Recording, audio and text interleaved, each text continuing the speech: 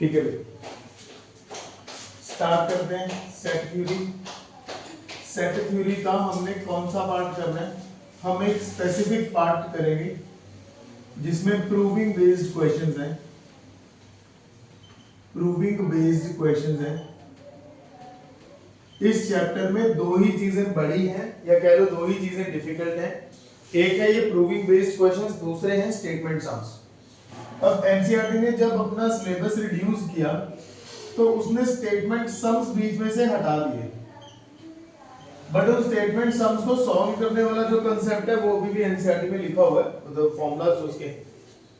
तो अब ये एक टीचर को लिबर्टी देता है, स्कूल टीचर को, कि वो स्टेटमेंट सम डालेगा या नहीं डालेगा, ठीक है। पर वो स्टेटमेंट सम ज्यादा मुश्किल नहीं है, तो स्टेटमेंट सम ज्यादा मुश्किल नहीं है, इसलिए वो कंसीडर कर सकते हैं। ये काफी आसान काम है, कुछ इसको करने में ज्यादा ना तो मेहनत लगेगी ना ज्यादा टाइम लगेगा। बट एक जो चीज अभी पेपर में आएगी ही आएगी, जो एनसीईआरटी में अवेलेबल है, स्कूल में ने डालनी ही डालनी है, वो है प्रूविंग बेस्ड क्वेश्चन, और बहुत डिफिकल्ट है वो। उनके डिफिकल्ट होने का सबसे बड़ा रीजन ये है कि उसके फॉर्मूलाज हमें अप्लाई करने नहीं आते। तो पहले तो जो उसके रूल्स हैं वो एक बार सीख लेते हैं, फिर उसके रूल्स को यूज करके क्वेश्चंस कैसे सॉल्व करने हैं वो करेंगे, ठीक है भाई। अगर मैं कहीं कहता हूं, ये समझ लो, ऐसे वैसा नहीं कि रूल्स लिखने इसको समझना भी जरूरी है। अगर मैं कहीं कहता हूं कि एक नंबर जो है वो ए यूनियन बी को बिलोंग करता है, अगर मैं कहीं बोलता हूं कि x belongs to A union B, इसका मतलब है, ये एरो का मतलब, एरो को वैसे बोलते हैं इंग्लिश में दिस इंप्लाइज, हिंदी में बोलते हैं इसका मतलब है, एरो का हम कह रहे हैं कि x belongs to A union B, इसका मतलब है x will belong to A और x will belong to b। देखो, अगर आपको a यूनियन b का मतलब मालूम है तो a यूनियन b का मतलब है कि वो ये सारे एरिया को a यूनियन b बोलता है। ये सेट a है, ये सेट b है, ये कॉमन एरिया है, इसको इंटरसेक्शन बोलते हैं। पर जो मैंने ये हॉरिजॉन्टल लाइंस के साथ शेड किया है, इसको वो बोलता है a union b, horizontal line से जो शेडेड है। अब अगर मैं बोलूं कि जी एक एलिमेंट इस हॉरिजॉन्टल शेडेड एरिया से है, तो बताओ वो कहां होगा? आप कहोगे सर पता नहीं, हो सकता है ए में हो सकता है बी में हो सकता है कॉमन एरिया में हो, पर यहीं कहीं से होगा, ये पक्की बात है। एग्जैक्टली कहां है वो नहीं पता। तो पॉइंट इज कि अगर कोई एलिमेंट ए यूनियन बी में है तो या तो वो ए में है या तो वो बी में है। एग्जैक्टली कहां है वो हमें नहीं पता। We don't know its exact location, we don't know its exact location. ऐसे अगर वो बोले x belongs to a intersection b, अगर वो बोले x belongs to a intersection b,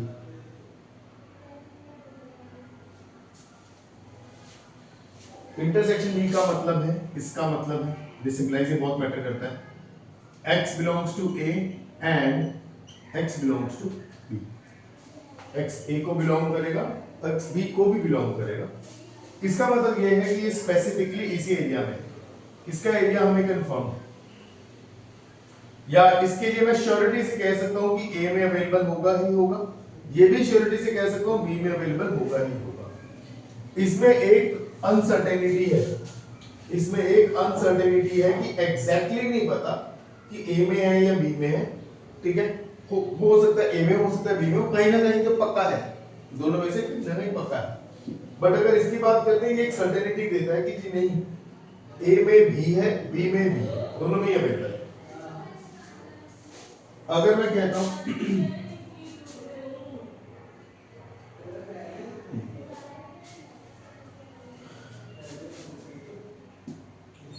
ये छोटी छोटी चीजें ध्यान से देखना, अगर कोई कहे x belongs to a minus B, a minus B का मतलब क्या होता है? पहले तो a माइनस बी जो होता है, it can be written as a intersection b complement, ये याद रखने वाली चीजें हैं। a मैं एक बार समझा दूंगा, अल्टीमेटली याद आपको रखना है उसको। a माइनस बी का मतलब क्या होता है? कहता मान लो आपके सामने एक सेट a है, एक सेट बी है, सेट ए है, सेट बी है।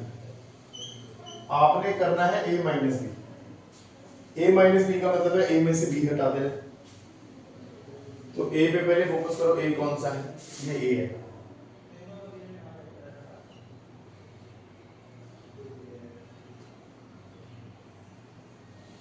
अब a माइनस बी का मतलब है a के अंदर से जितना हिस्सा b का है वो हटा दो। a के अंदर से b का जितना हिस्सा है वो हटा दो। तो a के अंदर b का कौन सा हिस्सा है? ये वाला हिस्सा है ना b का। a के अंदर b का कौन सा वाला हिस्सा है? ये वाला हिस्सा ना। कहता है ये हटा दो। मैंने कहा यार ये अकेला b थोड़ी है, ये तो a इंटरसेक्शन b है। तो a के अंदर से b हटाने को बोलूंगा तो भी आप यही हटाओगे। अगर मैं a में से a इंटरसेक्शन b हटाने को बोलूंगा तो भी आप यही हटाओगे। तो इधर केस आप a में से जब b माइनस करने को बोला जाएगा तब आप जो ये कॉमन एरिया आपको दिखाई दे रहा है ये आपने हटा देना। ठीक है, तो लास्ट वाला वो थोड़ा बाद में समझ में आएगा। मतलब ऐसे अगर आप इसको देखो ये दोनों एक ही बात है। तो ये सिर्फ एक कंफ्यूजन क्रिएट करने के लिए है, रियल मतलब तो यही है। ठीक है, अगली बात करते हैं। अगर मैं कहीं बोलूं x belongs to a complement, इसका मतलब क्या है? इसका मतलब है कि अगर x मैं बोल रहा हूं a कॉम्प्लीमेंट को बिलोंग कर रहा है, दैट मींस a कॉम्प्लीमेंट का मतलब है नॉट a। तो इसका मतलब ये है कि वो a को बिलोंग नहीं कर रहा। कोई चीज कॉम्प्लीमेंट में है, कॉम्प्लीमेंट का मतलब वो अपने सेट में नहीं है, सेट a में नहीं है। अगर a कॉम्प्लीमेंट में है तो मतलब वो a में पक्का नहीं होगा। यहाँ तक ठीक है सब कुछ? ये रूल्स रेगुलेशन में सारे एज ही यूज करने हैं बाद में। जब भी आपको किसी सेट को किसी दूसरे सेट के इक्वल प्रूव करना है, ठीक है, किसी एक सेट को दूसरे सेट के इक्वल प्रूव करना है, सेट ए को सेट बी के इक्वल प्रूव करना है, ये कैसे प्रूव होगा? इसको बोलते हैं if and only if. Both sided arrow, if and only if, for short we call it I double F। ठीक है, A इज इक्वल टू, ये कैसे होगा? कहता अगर A B का सबसेट हो एंड B A का सबसेट हो,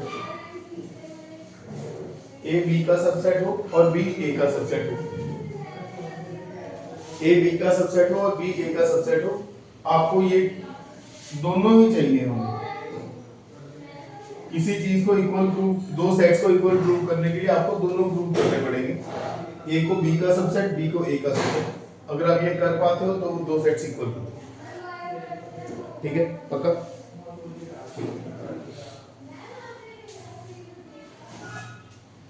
एक बार मैं चेक कर लेता हूँ कुछ और इसमें है तो अपने पास।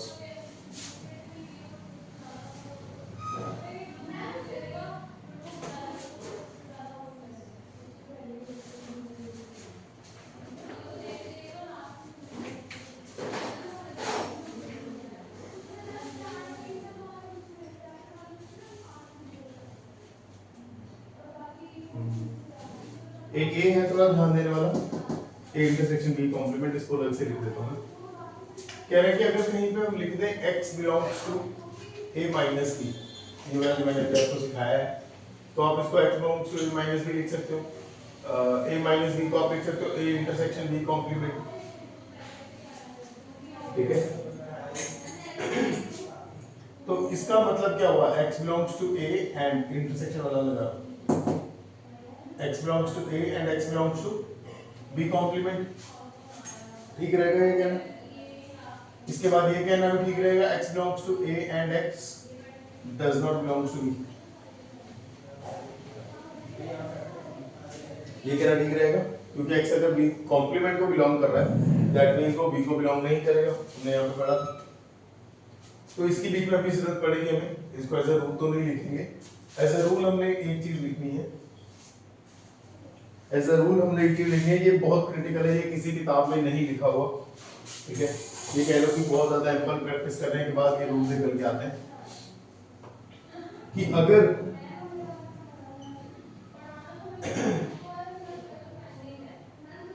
अगर हाँ, अगर मैं बोलूं कि x, जैसे मैंने एक बार उसको रिकॉल कर रहा हूँ पिछले वाले को, अगर मैं बोलूं x a को बिलोंग कर रहा है, x बिलोंग्स टू a और x बिलोंग्स टू b, ठीक है, फिर तो हम कहते हैं x belongs to a union b, है ना, ये तो पहले मैंने रिपीट किया था।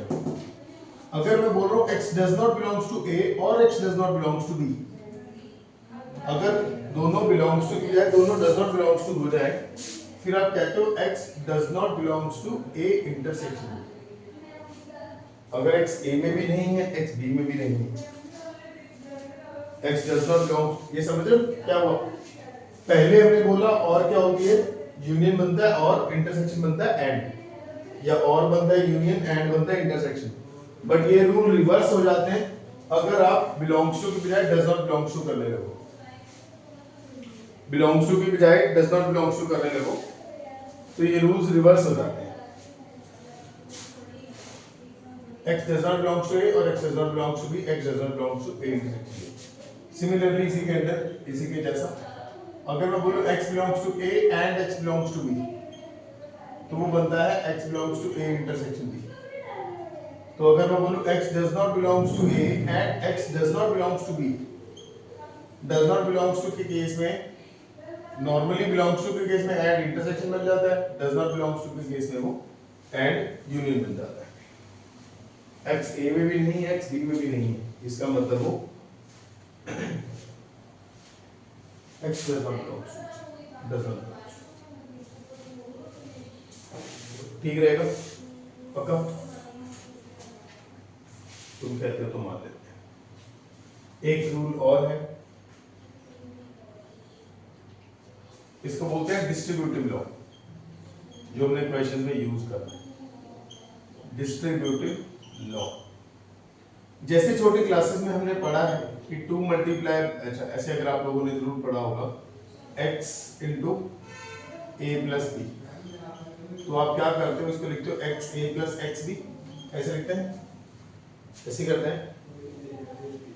क्यों करते हैं ऐसा? क्योंकि यहाँ होता है मल्टीप्लाई, हम कहते हैं कि x a से भी मल्टीप्लाई होगा प्लस x b से मल्टीप्लाई हो जाएगा, है ना, ये कहते हैं। अच्छा, इसको बोलते हैं कि जो ये मल्टीप्लाई है ये डिस्ट्रीब्यूट हो गया a और b के ऊपर, product distributed over addition, product a के एडिशन के ऊपर डिस्ट्रीब्यूट हो गया, पहले x a के पास गया फिर x b के पास गया। ये हमेशा नहीं होता। अगर मैं यहाँ पे x plus a into B लिखूं तो आप इसको कुछ नहीं लिखते, आप इसको ऐसे ही रहने देते x प्लस a b। अब ये ऐसे नहीं कि x plus a x plus b हो जाएगा। और ओवरऑल हम ट्राइंग टू से कि जो मल्टीप्लाई है हम कहते हैं दोनों से जाके मल्टीप्लाई कर होगा 1 बाय 1 और बीच में आएगी एडिशन। समझ में आ रही? ये बात समझ में आती है? छोड़ दो इसको, ये समझ में आता है, इसको हमने अप्लाई करना है यहाँ पे। ध्यान से देखना, अगर मैं बोल रहा हूँ A intersection B union C, A intersection B union C, तो अब मैं डिस्ट्रीब्यूट करूंगा, पहले A की इंटरसेक्शन करूंगा B के साथ, फिर A की इंटरसेक्शन करूंगा C के साथ। ये डिस्ट्रीब्यूट हो रहा है तो ये दो बार आएगा, A इंटरसेक्शन B और फिर आएगा A इंटरसेक्शन C, और बीच में वो आएगा जो बीच में है यूनियन। पता लग भी रहा है? कुछ मुश्किल काम है भाई। A union B intersection C, पहले A की यूनियन होगी B के साथ, फिर A की यूनियन होगी C के साथ। आप बीच में क्या रखोगे? जो बीच में है that is intersection. This is what we call the distributive law. इसको बोलते हैं डिस्ट्रीब्यूटिव लॉ। डिस्ट्रीब्यूट हो गया यूनियन B के, पहले इसके साथ था, पहले अकेला था, फिर B के साथ भी C के साथ भी, तो ये डिस्ट्रीब्यूट हो गया। ठीक है, एक और वो क्वेश्चन की तरह ज्यादा आता है, फॉर्मूलाज की तरह कम आता है, इसको बोलते हैं D Morgan's law. D Morgan's law which is A union B whole complement is equal to is equal to A complement intersection B complement, A intersection B whole complement is equal to A complement union B complement.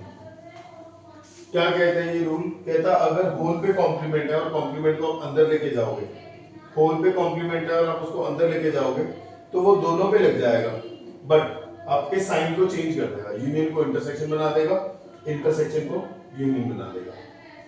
कहता अगर complement है वो अंदर जाएगा तो वो लग दोनों पे जाएगा, बट वो यूनियन को इंटरसेक्शन बना देगा और इंटरसेक्शन को यूनियन बना देगा। क्लियर है यहाँ तक? पक्का? ठीक है। अच्छा, एक चीज और, अगर मैं कहता हूं कि एक सेट है ए, वो बी का सबसेट है, एक सेट है ए वो बी का सबसेट है, और मैं बोलूं कि x a को बिलोंग करेगा, x बिलोंग्स टू a, अगर कोई एलिमेंट ऐसा मिलता है जो a को बिलोंग करता है, दैट मींस वो एलिमेंट b को भी बिलोंग करेगा।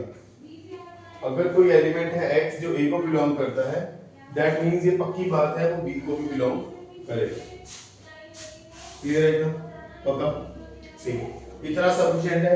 इसको यूज करके हम एनसीईआरटी की मिसलेनियस करेंगे। मेक श्योर कि आप दोनों स्पेशली कि मिस एनसीईआरटी का कोई भी क्वेश्चन हम छोड़ने की हालात में नहीं एग्जाम्स के लिए, ठीक है? हमें सारे क्वेश्चन एनसीईआरटी के मतलब करने हैं, अच्छे से आते ही होने चाहिए। ये एक मैंने बेस दिया है कि इस बेस की हेल्प से आप वो क्वेश्चंस को कर पाओगे, पर बहुत सारे क्वेश्चन में आपको लगेगा कि यार वो चीजें याद रखनी पड़ रही हैं। हाँ, उसमें चीजें याद रखनी पड़ती हैं थोड़ी थोड़ी, ठीक है? जो भी प्रूविंग बेस्ड क्वेश्चन होते हैं किसी भी क्लास के, उनमें कुछ चीजें याद आपको रखनी पड़ती हैं।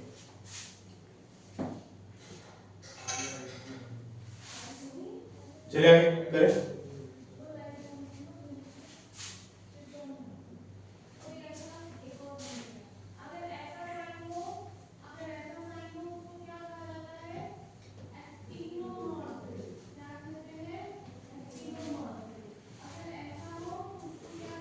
दिखाओ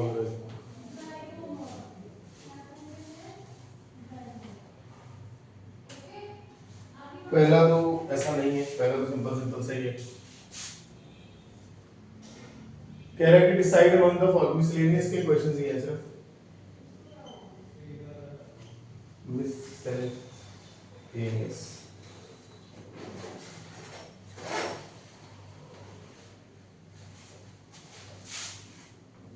सेट ए है x colon x belongs to R, R stands for real numbers, and x satisfy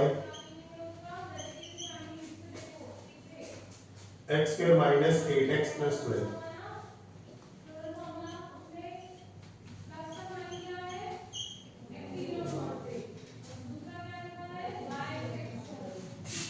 b is equal to 2 4 6, c is equal to 2 4 6 8, d is equal to 6। बहुत इजी क्वेश्चन है। कह रहा decide among the following sets which set are subset of one another, कौन किसका subset है ये बताना है बस। उसके लिए पहले आपको ए सॉल्व करना पड़ेगा। ए की उसने सेट वेक्टर फॉर्म दे रखी है, हमें रोस्टर फॉर्म बनानी है। रोस्टर फॉर्म बनाने के लिए आपको ये सॉल्व करना पड़ेगा।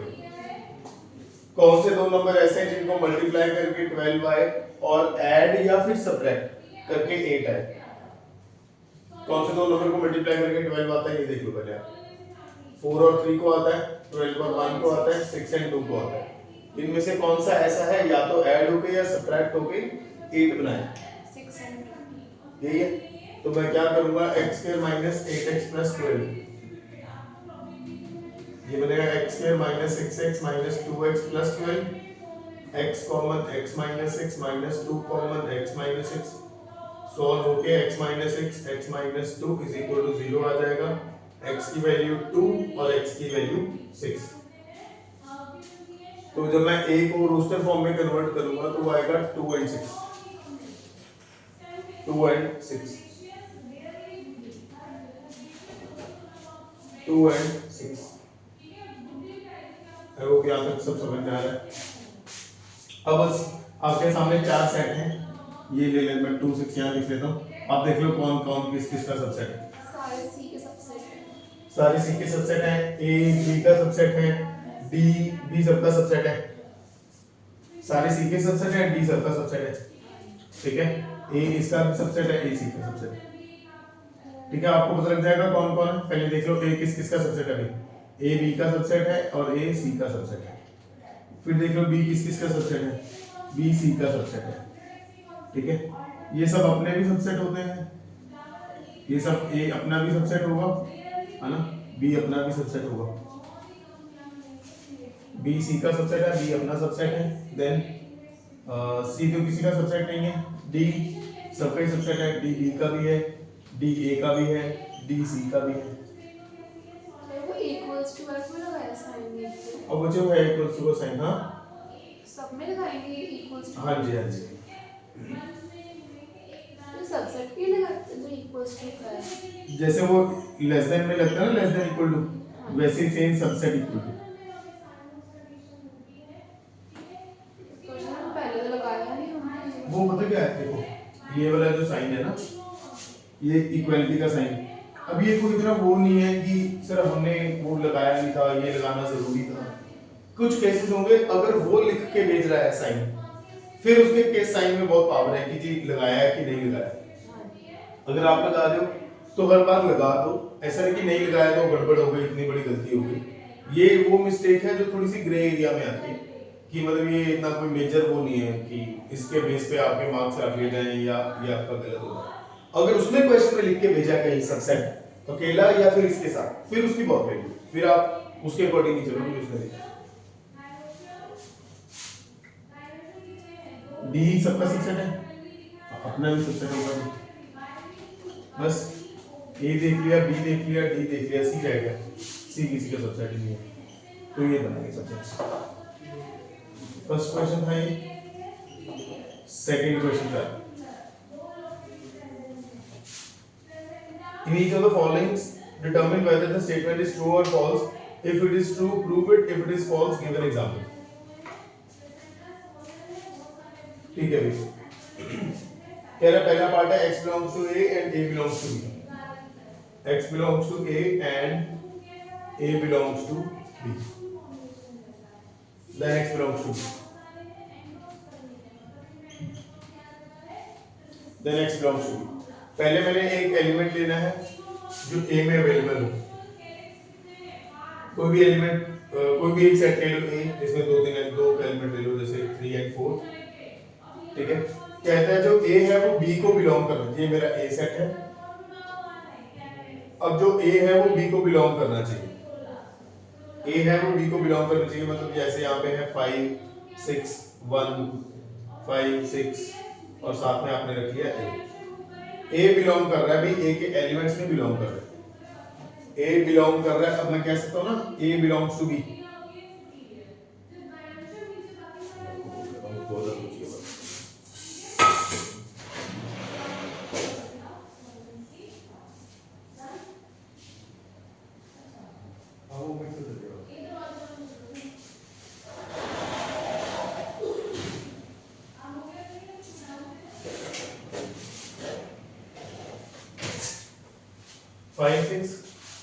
हाँ मैं कह रहा था कि वो कह रहा है A बिलोंग्स टू B, तो A यहाँ पे बैठा, मतलब A बिलोंग्स टू B मतलब A B का मेंबर है, और A B का अगर मेंबर है तो A की जगह क्या आ जाएगा 3,4। अब ये A है ये B है। अब अगर मैं बोलूं कि A के मेंबर, अब वो कह रहा है कि X belongs to B, X किसका मेंबर है A का, मतलब यहाँ पे वो ये कहना चाहता है कि A का मेंबर क्या B में अवेलेबल होगा, ये 3 क्या B का मेंबर है, नहीं, B का मेंबर सिर्फ 5 है और 6 है, और ये डब्बा है, डब्बे के अंदर वाले B के मेंबर नहीं है, वो डब्बे के अंदर चले गए ना। आप जब बाहर का डब्बा खोलोगे तो आपको सिर्फ 5 दिखेगा, 6 दिखेगा और ये छोटा डब्बा दिखेगा। वो तो फर्दर डब्बा खोलोगे तो वो खुलेगा अदर, क्योंकि वो फर्दर है तो वो इसका मेंबर नहीं है डायरेक्टली, इसका सिर्फ मेंबर एक 5 है, एक 6 है और एक ये, तो इसके अंदर जो है वो मेन के मेंबर नहीं है। 3 और 4 इस डब्बे के मेंबर है, बी के मेंबर नहीं है, ठीक है। तो इसका आंसर इज फॉल्स। तो आप उसने बोला था एग्जांपल देनी पड़ेगी, मैंने कहा ठीक है, देखो 3 बिलोंग्स टू ए है and A belongs to B है, but 3 does not belongs to A, 3 does not belongs to B. 3 कहता है ए को बिलोंग करेगा, ए बी देखो को। आसपास डब्बा लगा दो ऐसे। किसके? 3 के। 3 की क्यों दो? belong कर रहा है। 3 के आसपास डब्बा मतलब ये वाला? हाँ जी हाँ। नहीं भाई, वो डब्बा थोड़ी का, वो एलिमेंट है। हम कह रहे हैं देखो एलिमेंट हमेशा बिलोंग करता है, अगर मैं यहाँ सेट बनाऊंगा तो वो सबसेट होना चाहिए। ओके। सेकंड, अगर ए बी का सबसेट है एंड बी सी को बिलोंग करता है, ए बी का सबसेट है and B belongs to C है, then A belongs to C.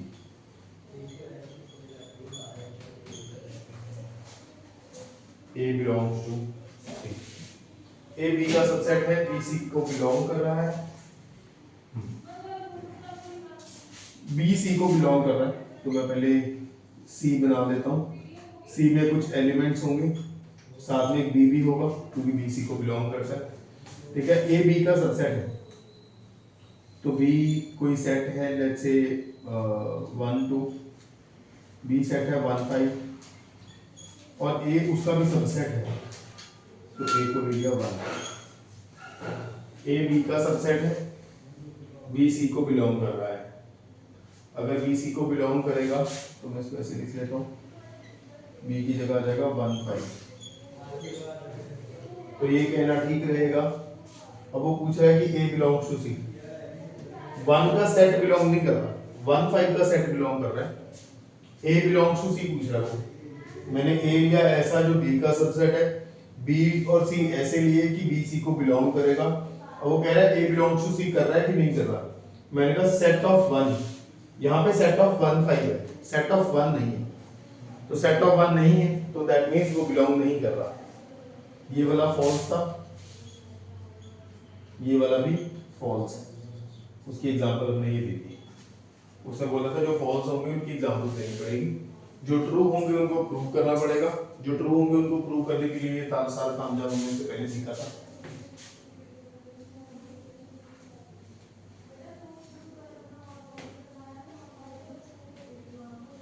Sir test नहीं होगा, टेस्ट कर लेंगे।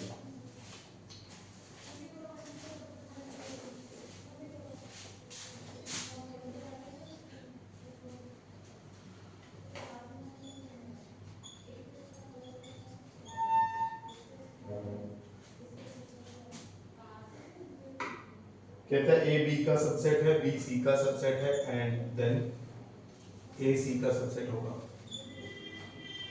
ये ट्रू है, इस ट्रू को फिर हम एग्जांपल से प्रूव नहीं कर सकते, हमेशा फॉल्स स्टेटमेंट को हम एग्जांपल से प्रूव कर सकते हैं कि जी ये स्टेटमेंट फॉल्स थी, ये वाली स्टेटमेंट फॉल्स है तो मैंने एग्जांपल दे दी, ये वाली स्टेटमेंट फॉल्स है तो मैंने एग्जांपल दे दी।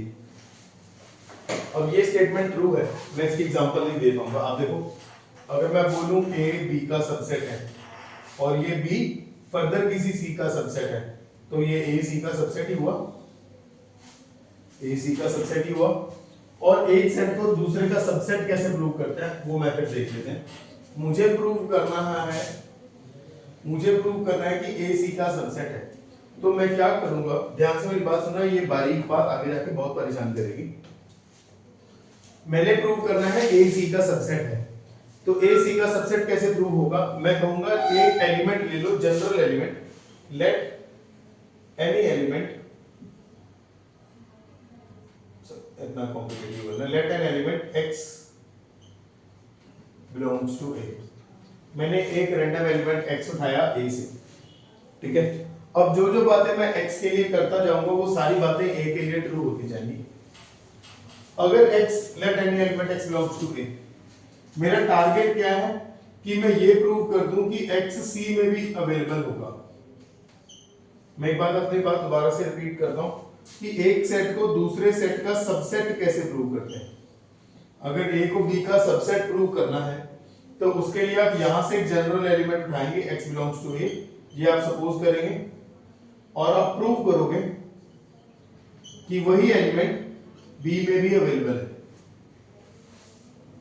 ए सबसेट बी में आप ए पहले सेट में से एलिमेंट सपोज करोगे और दूसरे सेट में एलिमेंट प्रूव करोगे।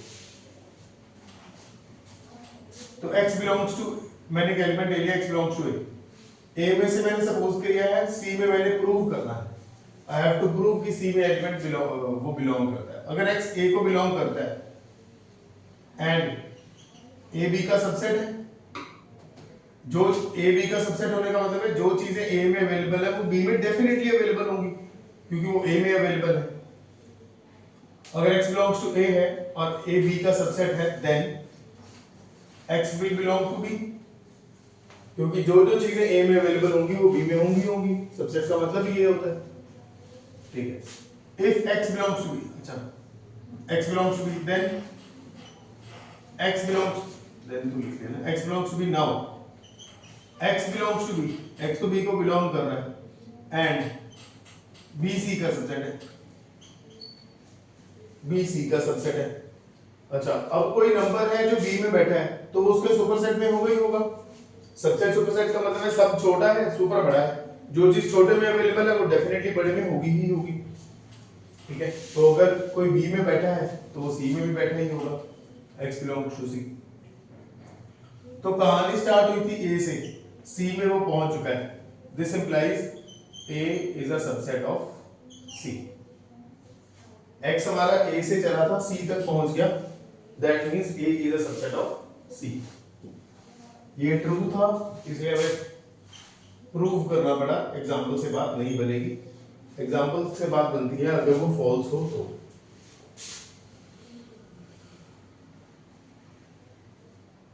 ए बी का सबसेट नहीं है, बी सी का सबसेट नहीं है, ए सी का सबसेट नहीं है। देख लेते हैं पहले। उसने स्टेटमेंट लिखी है ए बी का सबसेट नहीं है, बी सी का सबसेट नहीं है, ए सी का सबसेट नहीं होगा, ठीक है। If this happens then this happens, ऐसा उसने लिखा है। देखते हैं कि उसके बाद कितनी सच्ची है कितनी झूठी है। मुझे 3 सेट्स बनाने हैं ए बी सी। मैंने एक बनाया ऐसा कि ए बी का सबसेट नहीं बन पाया, ए बी का सबसेट नहीं है। अब सी बनाना है ऐसा, कोशिश करनी है कि इसको गलत प्रूव कर पाए। मुझे सी ऐसा बनाना है कि बी तो सी का सबसेट ना हो पर ए सी का सबसेट हो जाए। मैं चाहता हूं कि ये चीज ना प्रूव हो, फॉल्स हो जाए। मेरा फोकस है फॉल्स हो जाए ताकि मैं फॉल्स वाला काम एग्जांपल से शो कर पाऊंगा। प्रूव करने में मेहनत लगेगी, एग्जांपल सोचना कंपैरेटिवली इजी होता है। अब देखो जरा, ये बनाया मैंने, ए सी का सबसेट दिखाई दे रहा है, ए सी का, बट ए बी का तो सबसेट नहीं है, और ये जो बी है ये सी का सबसेट नहीं है। This is following but this is not following. ये तो फॉलो हो रहा है, ये भी फॉलो हो रहा है, पर ये फॉलो नहीं हो रहा है। वो बी तो आ रहा है ए के बीच में, वो सी तो पूरा नहीं आ रहा ना। सी के बीच में थोड़ा सा। देख बच्चे, पूरा सबसेट तब बनता है जब वो पूरा है। सबसेट तब बनता है जब कुछ ऐसा केस हो।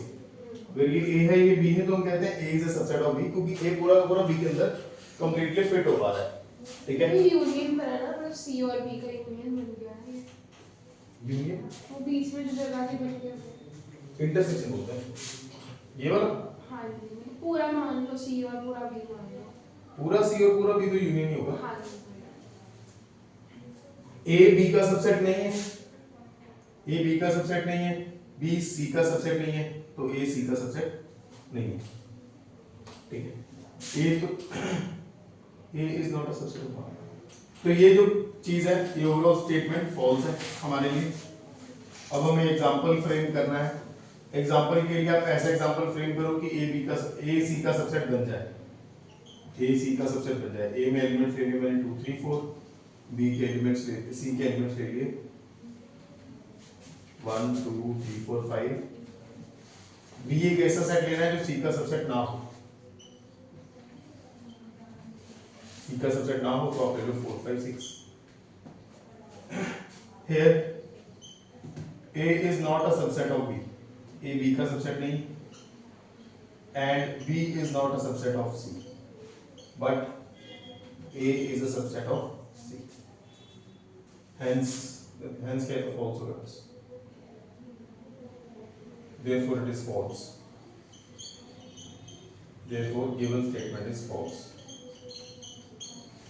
ये रहने दो लिखने के लिए काम का एक्स्ट्रा भी इसी को इतना हमने प्रूव कर दिया, पहले फॉल्स लिख दिया फिर उसको प्रूव कर दिया। ये चौथा पार्ट था, पांचवा पार्ट करते हैं।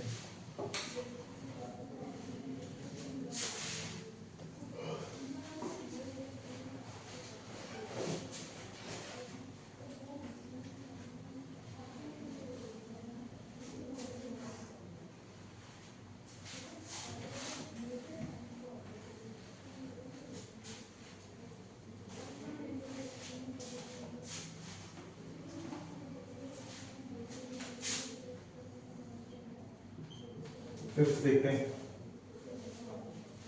x belongs to a does not belongs to b, x belongs to b। कह रहा है कि x a में है, कोई एलिमेंट है a के अंदर और a b का सबसेट नहीं है। अगर बच्चे a b का सबसेट होता तो a ऐसे अंदर होता, b बाहर होता। सबसेट नहीं है तो कुछ ऐसे दिखाई दे रहे हैं। आप सोच के बताओ, थोड़ा दिमाग चलाओ। कहता है कि क्या ऐसा पॉसिबल है, ये दो सर्कल्स देख के इसके बेस पे सोच के बताओ कि कोई एलिमेंट ऐसा मिले जो A में भी अवेलेबल हो और B में भी अवेलेबल हो। निश्चित देख के कोई ऐसा एलिमेंट दिख रहा है, कोई ऐसा एरिया दिख रहा है जो A का भी पार्ट हो B का भी पार्ट हो, कॉमन वाला है ना। तो उसकी ये स्टेटमेंट जो है x belongs to A, if x belongs to A and A does not belongs to B, then x belongs to B।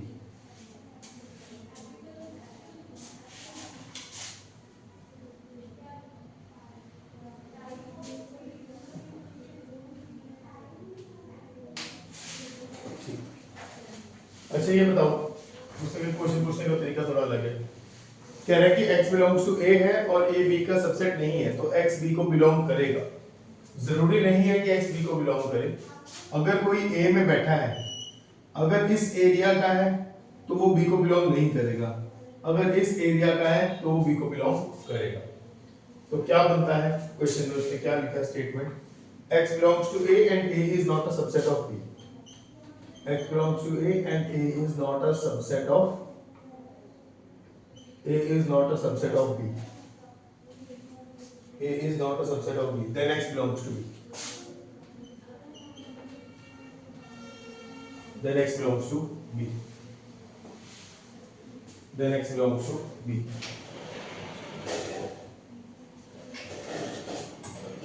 then x belongs to B। कहता है x A को बिलोंग कर रहा है, A B का subset नहीं है तो x B को भी बिलोंग करेगा। ऐसा जरूरी नहीं है, हो सकता है जैसे ये A है ये B है, तो सेट A है ये सेट B है। कह रहा है अगर x A को बिलोंग कर रहा है, ठीक है, A को बिलोंग वो यहाँ भी कर सकता है यहाँ भी कर सकता है। A B का सबसेट नहीं है, वो तो हमने देख ही लिया। कहता है x B को बिलोंग करेगा, करेगा इसकी होती है श्योरिटी कि x B को बिलोंग करेगा। हो सकता है करे, हो सकता है ना करे। तो जब ये वो आ जाता है, डाउट आ जाता है, हो सकता है हो सकता है ना हो, तो we give this benefit to not always. हम कहेंगे कि नहीं होता, ठीक है। अब एग्जांपल ही ऐसा सोच के बताएंगे उसको। मैंने ए सेट ले लिया कुछ 2 3 4, बी ले लिया मैंने कुछ अलग ही ले लो इसको 5 6 7। अब देख लो 2A को बिलोंग कर रहा है पर 2B को बिलोंग नहीं कर रहा, 2A को बिलोंग कर रहा है पर 2B को बिलोंग नहीं कर रहा। तो लिख सकते हैं 2 belongs to A but 2 belongs to A and A is not a subset of B and but 2 does not belong to B। ये false। ये कहने को क्वेश्चन ट्रू फॉल्स है, बुक खोल के देखोगे तो लिखा हुआ है ट्रू फॉल्स। कहने को ट्रू फॉल्स है बट ये ट्रू फॉल्स है नहीं। ट्रू फॉल्स के साथ अपने आप में एक एक्सप्लेनेशन प्रॉपर क्वेश्चन है कि वो चीज ट्रू है या फॉल्स है। देन है A subset of B, x belongs to B, x ये अच्छा क्वेश्चन है। कह रहा है if A is a subset of B and x does not belongs to B। कहता है अगर A B का सबसेट है और x B को बिलोंग नहीं कर रहा, then x a को भी बिलोंग नहीं करेगा। समझने की कोशिश करते हैं। कहते हैं एक सेट है a, एक सेट है b, एक सेट है a, एक सेट है b। a b का सबसेट है, क्लियरली दिखाई दे रहा है। a b का सबसेट है, क्लियरली दिखाई दे रहा है। अगर कोई एलिमेंट b में नहीं है, अगर कोई एलिमेंट b में नहीं है, अगर कोई एलिमेंट b में नहीं है, तो जो इतने बड़े सर्कल में नहीं है वो छोटे सर्कल में भी नहीं होगा। देखो छोटा सेट a, एक छोटा सेट एक बड़ा सेट, ठीक है। छोटे को बड़े के अंदर लिख रहे हैं, दैट मींस बड़ा वाला इतना बड़ा है कि छोटे को पूरा कंटेन कर पा रहा है। वो कह रहे हैं कि एलिमेंट b में ही नहीं है। अगर भाई साहब कोई बड़े में नहीं है तो छोटे में भी नहीं हो पाएगा। अगर कोई आउटर वाले सर्कल में नहीं है तो वो इनर वाले सर्कल में भी नहीं हो पाएगा। तो this is true, this is true. मुझे प्रूव करना है कि ये चीजें तो दो गिवन है, इफ दिस एंड दिस, हां x does not belongs to a। इसको मैं कैसे, हां जी, अगर सर मैं वो वाला सर लिख के प्रूव करना नहीं है तो हम सिर्फ वेन डायग्राम से प्रूव कर सकते हैं। नहीं वेन डायग्राम से कर सकते हो, तो मैं इतनी मेहनत क्यों करवाता तुम्हें? हाँ। फिर तुम्हें वेन डायग्राम से ही करवा दूं। देन x, अच्छा अब इस केस में कैसे प्रूव करना है? उसने बोला प्रूव, हमें एक तरह से प्रूव करना है x does not belongs to a। तो हम क्या करेंगे? हम कहेंगे let x belongs to a। मैं उल्टा सपोज कर रहा हूं, हमें प्रूव ये करना था कि x a को बिलोंग नहीं करता, बट मैंने उल्टा सपोज कर लिया let x belongs to a। बाद में जाके मैं बोल दूंगा कि ये तो इम्पॉसिबल है, ऐसा हो ही नहीं सकता। अच्छा let x belongs to a, ठीक है, and a is a subset of b, a b का सबसेट है। अब मैं कह रहा हूं x a को बिलोंग करता है और a b का सबसेट है, इसका मतलब ये हुआ कि x b को भी बिलोंग करेगा, क्योंकि a एक छोटा सेट है, b एक बड़ा सेट है। तो अगर कोई एलिमेंट छोटे सेट को बिलोंग करता है तो वो बड़े सेट को भी बिलोंग करेगा। बट उसने क्वेश्चन में क्या बोला है? x does not belongs to b, which is not possible। ये कैसे पॉसिबल है कि x b को बिलोंग करेगा भी और नहीं भी करेगा? दोनों में से एक ही चीज होगी ना।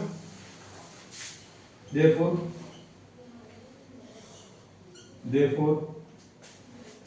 x, our supposition is wrong, therefore our supposition is wrong, supposition is wrong, x does not belong to a, x does not belong to a, x does not belong to a।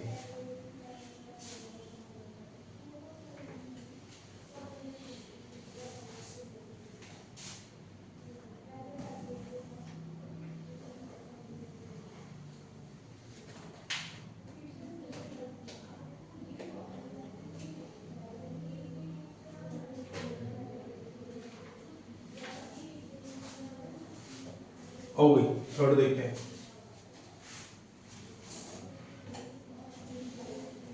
Next question,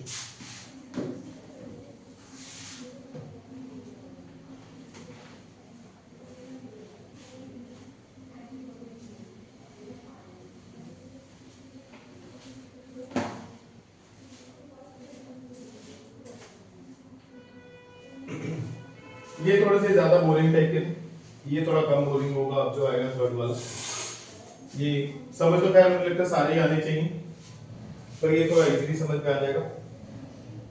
Let A, B and C are be the sets such that A union B is equal to A union C and A intersection B is equal to A intersection C। A union B is equal to A union C बोला ना उसने।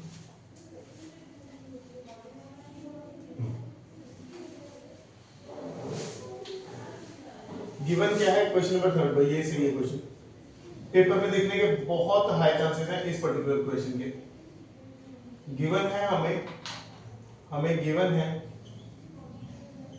कि A union B A union C के equal है and A intersection B A intersection C के equal है।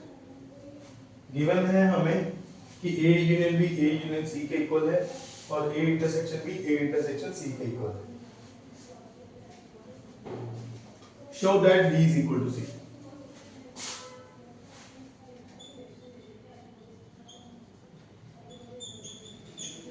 Show that B is equal to C, हमें show करना है कि B C के इक्वल होगा। चलो और फिर शो करते हैं, कैसे शो करेंगे। मैंने बोला था कि B is equal to C है, मैंने इसमें आपको एक डिस्ट्रीब्यूटिव लॉ पहले समझाया हुआ है, उसकी हेल्प लेंगे हम। A union B is equal to A union C, ये हमारा एक सेट है गिवन, ये दोनों चीजें गिवन है आपको, ठीक है। इसकी यूनियन कर लो B on both sides. Please जरा ध्यान से देखना, कुछ भी लिखना मत, क्योंकि ये एक भी वर्ड छूटा तो समझ में नहीं आएगा। मैं फिर से एक बार बता देता हूँ, मैंने इसको एज इट इज लिख लिया, A union B is equal to A union C, given था। इसकी इंटरसेक्शन करो B के साथ, दो बोथ साइड्स। जैसे बोथ साइड ऐड करना, बोथ साइड मल्टीप्लाई करने से फर्क नहीं पड़ता, वैसे ही बोथ साइड यूनियन या बोथ साइड इंटरसेक्शन करने से भी फर्क नहीं पड़ता। अब आप इसके ऊपर लगाओगे डिस्ट्रीब्यूटिव, डिस्ट्रीब्यूटिव मतलब B इंटरसेक्शन B है ना, ये A के साथ भी इंटरसेक्शन लगाएगा, ये B के साथ भी इंटरसेक्शन लगाएगा, ये इसके साथ भी हो जाएगा A इंटरसेक्शन B, ये इसके साथ भी हो जाएगा B इंटरसेक्शन B, बीच में आएगा जो यहाँ बीच में पड़ा है, डिस्ट्रीब्यूटिव लॉस गया था बीच में, है ना, उसी को यूज कर रहे हैं। इंटरसेक्शन B, ये A के साथ भी इंटरसेक्शन B है, यूनियन ये C के साथ, सॉरी मैं जैसे पहले बता रहा था वैसे लिखता हूँ, पहले A के इंटरसेक्शन B करा, फिर C का इंटरसेक्शन B करा, ठीक है, बीच में आ जाएगी यूनियन, बीच में आ जाएगी यूनियन। अच्छा, जब कोई एलिमेंट खुद के साथ इंटरसेक्ट हो जाए, जब कोई एलिमेंट खुद के साथ इंटरसेक्ट हो जाए तो वो क्या आएगा, B इंटरसेक्शन B।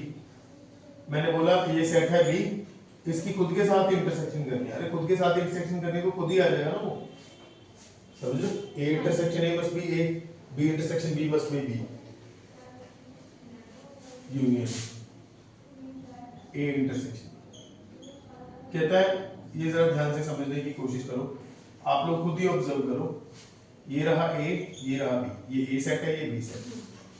आप इसमें A इंटरसेक्शन B को अपने आप देख लो, ऑब्जर्व कर लो कहां पे, और B को ऑब्जर्व कर लो कहां पे है, दोनों का यूनियन करके बताओ क्या आएगा।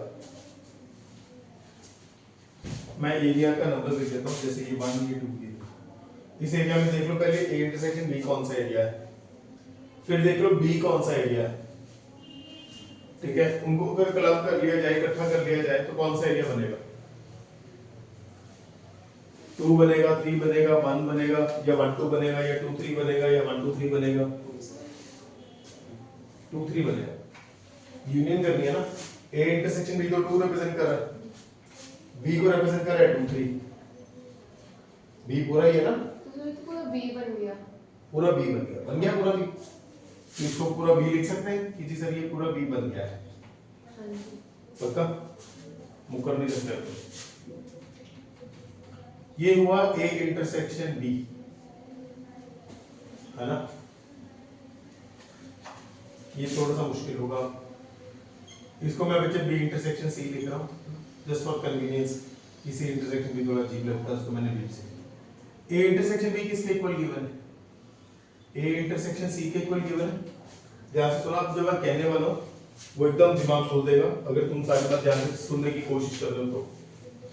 अभी हमने एक कॉन्सेप्ट किया था थोड़ी देर पहले कि A intersection B union C क्या होगा, A intersection B, A intersection C बीच में क्या आएगा, ये दोनों सेम होने चाहिए, जो बाहर होता है वो अंदर जाता है दोनों के साथ डिस्ट्रीब्यूट होता है, तो जो यहाँ पे होगा वही बाहर होगा, सॉरी वो अंदर होगा दोनों के साथ, जो अंदर है वो बाहर आ जाएगा एक तरह से, जो पहले बाहर था वो दोनों के साथ अंदर चला जाएगा, जो अंदर था वो बाहर आ जाएगा, अकेला ही होगा वो। सर फिर अब हम C को बाहर ले आएंगे ना, हाँ, C अब हम यहाँ पे कहेंगे कि देखो अंदर दोनों इंटरसेक्शन है, बाहर यूनियन है, आप अपनी आसान भाषा में ऐसा कह सकते हो कि मैं C को कॉमन ले रहा हूँ, C यहाँ पे भी है, C यहाँ पे भी है, C को कॉमन ले लिया, सर इंटरसेक्शन को भी ले लेंगे, हाँ जी इंटरसेक्शन C को कॉमन ले लिया, दोनों में है ना, इंटरसेक्शन C को कॉमन ले लिया, पीछे क्या बचा A यूनियन B।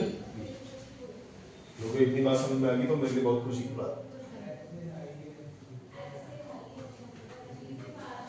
अब से इसको वही लिख दे A यूनियन C, ठीक है, यहाँ तक पक्का। अब इसको लिख सकते हैं A यूनियन C, क्योंकि A यूनियन B किसके इक्वल है, A यूनियन C के इक्वल है। इसको ऐसे भी छोड़ सकते हैं, इसको ऐसे ही छोड़ दो आप, इसको ऐसे ही छोड़ दें कि इसको आगे और लिख लें A union C intersection C करेंगे तो क्या आएगा, A union C intersection C करेंगे तो पूरा सी बन जाएगा।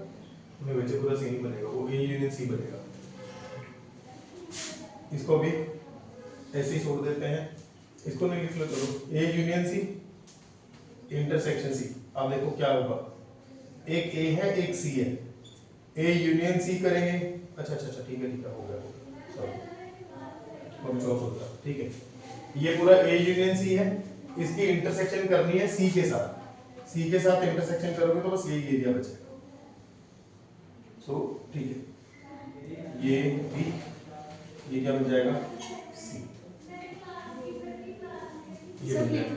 हाँ जी ठीक है, this is what your proof is.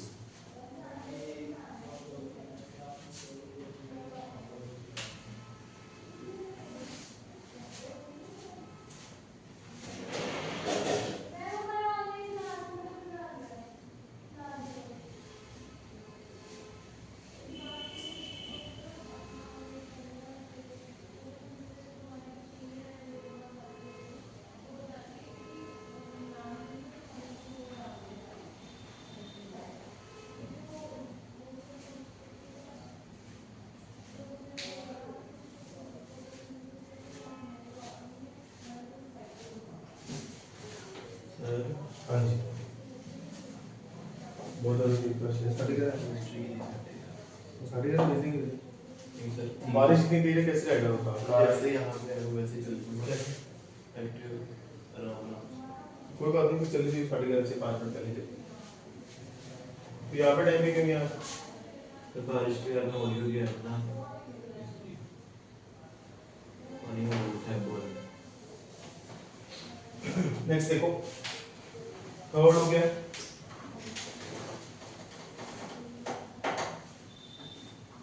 Fifth question करते हैं, फोर्थ अभी होल्ड पे रखते हैं।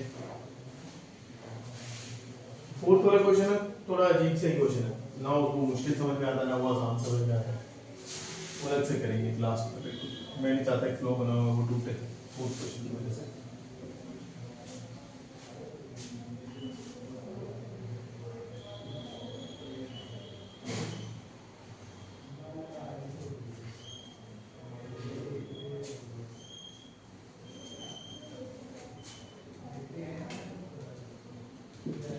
ठीक है, क्वेश्चन नंबर 5 क्या कहता है, क्वेश्चन नंबर 5 कह रहा है show that if A is a subset of B then C minus B is, अच्छा क्वेश्चन है, show that if A is a subset of B,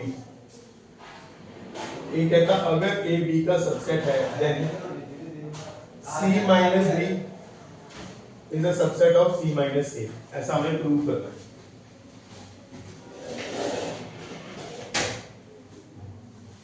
A is a subset of B then C minus B is a subset of C minus A।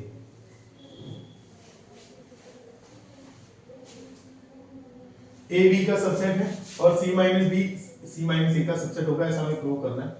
एक element मैं उठाऊंगा यहां से, let x belongs to C minus B, let x belongs to C minus B। मैंने बोला था subset कैसे prove होता है, आप एक जनरल एलिमेंट यहां पे सपोज करते हो, एक जनरल एलिमेंट यहाँ पे सपोज करते हो और यहाँ पे उसको प्रूव कर देते हो कि ये वो यहाँ पे बैठे हैं, यहाँ से सपोज करते हैं यहाँ तक लेके जाते हैं उसको। तो मैंने एक एलिमेंट ले लिया C माइनस बी में, और मैंने शुरू में बताया था कि C माइनस बी को आप लिख सकते हो C intersection B complement, A minus B में लिखा था ना, A minus B is equal to A minus A intersection B and is equal to A intersection B complement. Similarly अगर C माइनस बी है तो C इंटरसेक्शन B कॉम्प्लीमेंट उसको लिख सकते हैं, अगर उसको C इंटरसेक्शन B कॉम्प्लीमेंट लिख सकते हैं तो आगे लिख सकते हैं x belongs to C and x belongs to B complement, x belongs to C and x belongs to B complement, x belongs to C and x belongs to B complement का मतलब क्या है, x does not belongs to B।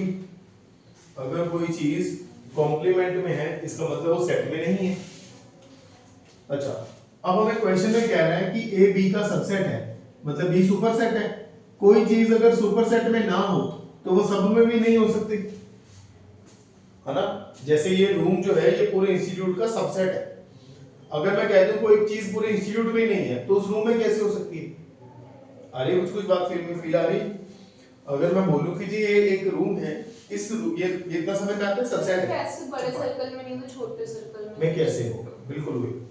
तो अगर कोई B में नहीं है तो वो ए में भी नहीं होगा। इसका रीजन क्या है कि ए बी का सबसेट है, H belongs to C। अच्छा, कोई चीज अगर ए में नहीं है तो वो फिर ए कॉम्प्लीमेंट में होगी, यही बात समझ है ना, कॉम्प्लीमेंट वाली। x c को बिलोंग कर रहा है एंड x a कॉम्प्लीमेंट को बिलोंग कर रहा है, तो क्या ये कहना ठीक रहेगा? x belongs to c intersection a complement. And किस में कन्वर्ट होता है? इंटरसेक्शन में। और कन्वर्ट होता है यूनियन में। एंड कन्वर्ट होता है इंटरसेक्शन में, वाइस वर्सा, इंटरसेक्शन एंड में। और कन्वर्ट होता है यूनियन में, सिमिलरली यूनियन कन्वर्ट होता है और में। ऐसा ही होता है पक्का। तो वही लिख देंगे ना c माइनस a। हाँ जी। अब इसको हम लिख सकते हैं x belongs to c minus a। यही करना था, मैंने बोला था यहां से शुरू करना है, यहां से लेके जाना है। This is how you solve your question. Sir फिर लास्ट में होगा ना लेकिन कि hence c कुछ minus नहीं, वो b। बस hence या therefore c minus b subset of c minus।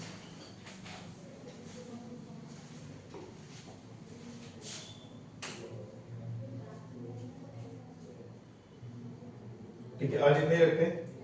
कल जो बचे हुए क्वेश्चन हैं उनको कंप्लीट कर लेंगे।